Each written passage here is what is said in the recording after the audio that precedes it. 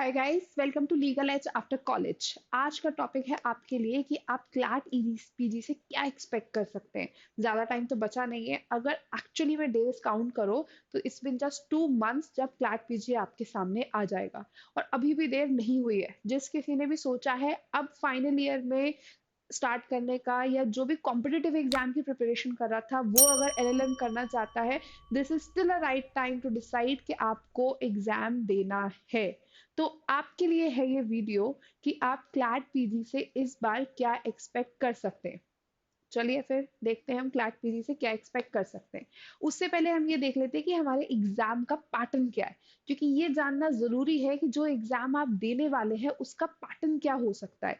तो ये एक multiple choice question based exam है जो कि ऑफलाइन कंडक्ट किया जा सकता है या ऑफलाइन कंडक्ट किया जाता है एक्चुअली, जिसमें आपसे 120 एमसीक्यूज पूछे जाते हैं। एक क्वेश्चन 1 मार्क का होता है, विच मेक्स कि आपका पूरा question would be of 120 marks, जिसके लिए आपको 120 मिनट्स मिलते हैं। तो फर्स्ट लाइन जो यहाँ से हम कैच करते हैं वो क्या है कि 120 क्वेश्चंस कितने टाइम में अटेम्प्ट करने हैं, 120 मिनट्स में, राइट। तो आपके लिए टाइम मैनेजमेंट एक बहुत इंपॉर्टेंट की है जो आपको ध्यान में रखनी है while preparing for the exam and while giving the exam. क्योंकि बहुत थिन लाइन का बहुत बारीकी भरा टाइम है आपके पास, जहां आप थोड़ा सा भी इधर उधर नहीं कर सकते, राइट।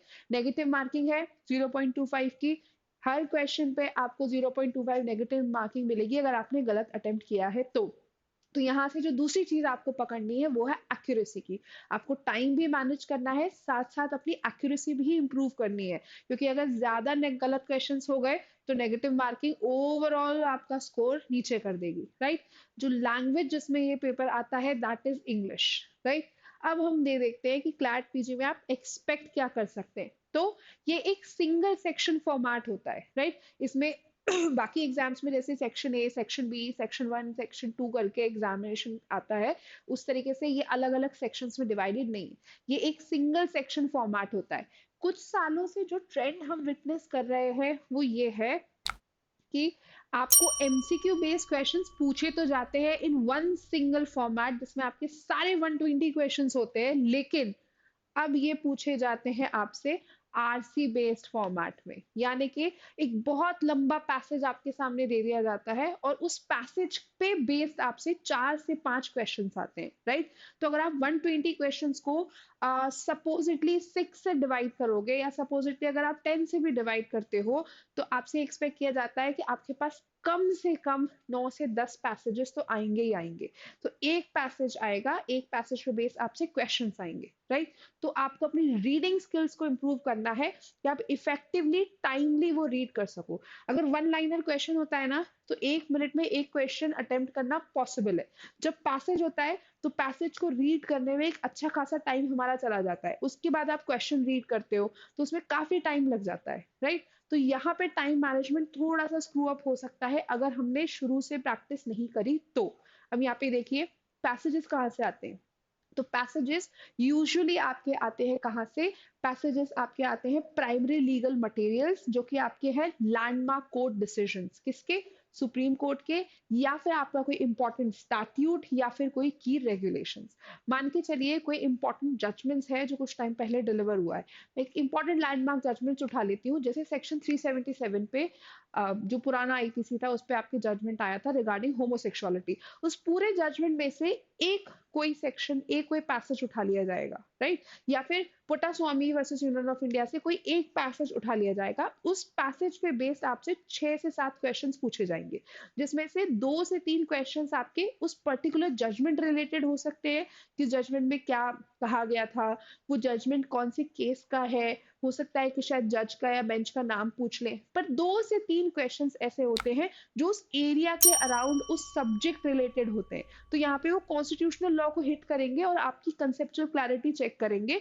तो अगर आप वो जजमेंट नहीं भी पढ़ते हैं तो भी चांसेस हैं कि आप उस क्वेश्चन को आंसर कर सकते हैं, उस पैसेज के क्वेश्चन को आंसर कर सकते हैं, क्योंकि सारे 6 के 6 या 7 के 7 क्वेश्चंस उस जजमेंट से रिलेटेड नहीं होंगे। अगर 3 या 4 क्वेश्चंस जजमेंट से रिलेटेड है तो 2 से 3 क्वेश्चंस आपकी कंसेप्चुअल क्लैरिटी को चेक करने के लिए पूछा जाता है, लेकिन उस सब्जेक्ट से रिलेटेड जिस सब्जेक्ट का जजमेंट आपको दिया गया है। तो इस बात पे हम डिस्कस कर लेते हैं कि सब्जेक्ट्स कौन कौन से होते हैं। तो ये वो मेजर सब्जेक्ट्स हैं जो आपसे पूछे जाते हैं क्लास पीजी में।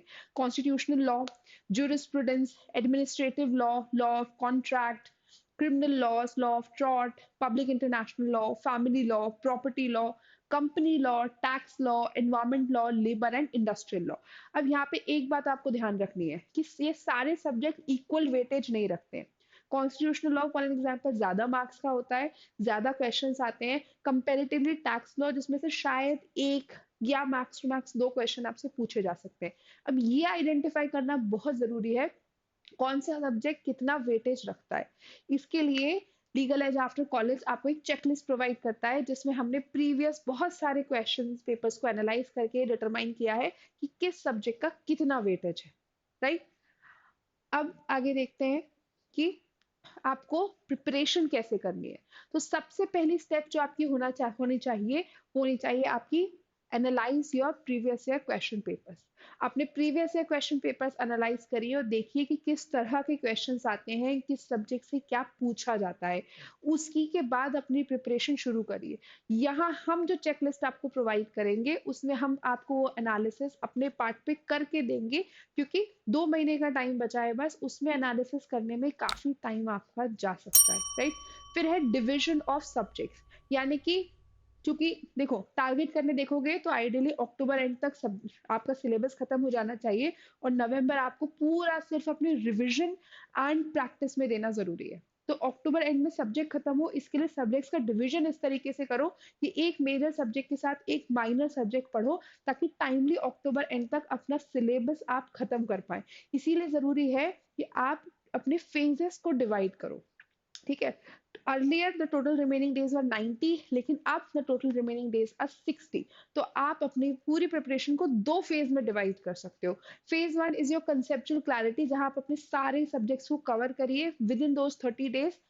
आपका जो फेज टू है that should be revision and practice. उसमें जब आप सब्जेक्ट्स कवर करें तो अपने लिए कंसाइज नोट्स बनाना ना भूलें, क्योंकि आपको उस कंसाइज नोट्स के थ्रू ही रिविजन करना है in the month of October. Revision के साथ साथ आप प्रैक्टिस करते रहिए, क्योंकि प्रैक्टिस नहीं करेंगे तो एंड टर्म में जब एग्जाम के लिए बैठेंगे तो वहां दिक्कत होगी। प्रैक्टिस कहाँ से करनी है? प्रैक्टिस करनी है प्रीवियस क्वेश्चन पेपर से, मॉक से और प्रैक्टिस टेस्ट से। राइट, मॉक्स जहां भी दे रहे हो उसको एनालाइज करना मत भूलना। इसमें हमारा एक वीडियो ऑलरेडी अवेलेबल है कि मॉक्स कैसे एनालाइज करते हैं। राइट, अब मॉक्स कहाँ से आएंगे, एनालिसिस कैसे होगा प्रीवियस ईयर क्वेश्चन पेपर्स का, और मोस्ट इंपॉर्टेंटली मटेरियल कहाँ से आएगा, और वो ऑलरेडी प्रिपेयर्ड मटेरियल जिससे 1 महीने में आप अपना सिलेबस खत्म कर सको। उसी के लिए हम आपके लिए है, that is legal edge after college.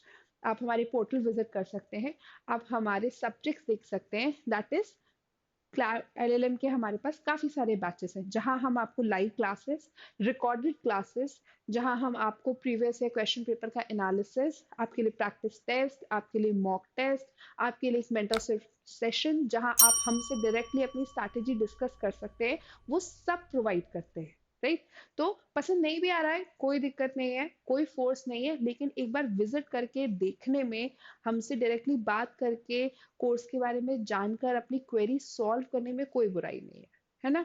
2 महीने में पॉसिबल है, पर ये पता होना जरूरी है कि क्लैट आपसे एक्सपेक्ट क्या करता है। राइट, सो लग जाओ, स्ट्रेटेजाइज करना शुरू कर दो, प्रिपेयर करना शुरू कर दो। राइट, और कोई भी प्रॉब्लम है please reach out to us.